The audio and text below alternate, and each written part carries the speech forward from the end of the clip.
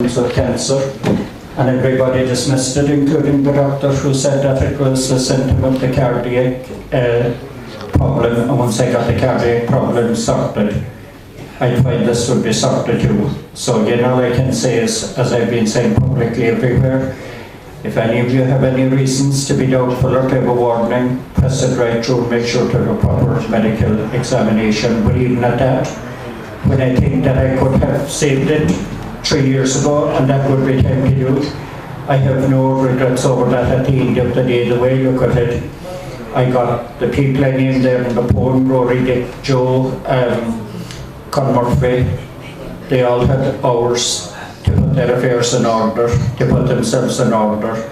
I got a whole year to do it. I have been all my life with poetry since my first public performances in 1966, been true to the bardic tradition. I have talked the talk, I've walked the walk. I've had the privilege at other times in my life of getting people out of drugs, out of alcoholism, out of sexual abuse and other relationships and other things like that. And of acting as support as a healer to the extent that the people I helped, by the time I had come to 30, I'd made myself redundant because there was hundreds of people out there that I was advising that had been healed themselves and had gone on to become healers. That's what bardic and Celtic poetry was about, and I have walked that and won. At my lodge down in Newcastle West, there was a woman, her husband there, her daughter died sudden at the age of 19. I made a poem for the daughter, put her picture in a frame photo, put a few words in it, gave it to her as the couple was being taken into the church. She took it home after that night, took it home after the funeral, and she told Pat and myself that night that for the next 3 months she took that picture and that poem to bed with her. She also took pills and half a bottle of vodka, and yet couldn't go through with it because every time she read that poem it made a difference and she cried herself to sleep. And that to me is worth 1,000 reviews in Poetry Ireland. In fact, there is no comparison, and all I'm doing is, as Joyce Kimler said, I'm not indifferent to that. I'd like to have another 20 years.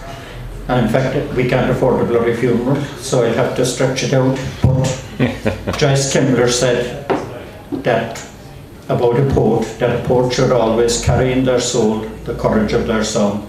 Well, I hope that I have shown that by the time I pass on, I have carried in my soul the courage of my song. When I buried my own father, there was a man watching carefully at the old school, and he came up and he said he was one of the last in the graveyard, shook hands with me, and he said, Donal, first of all, he said, I'll shake your hand once for the man that's in the grave.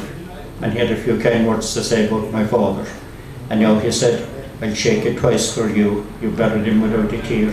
You are what you are. You are what you are. And thanks be to God for it. Well, I hope I still am what I am.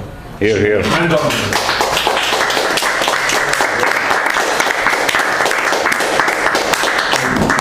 And we hope that you'd like to monk that lasted 15 years, and you have 15 years time to reading it first.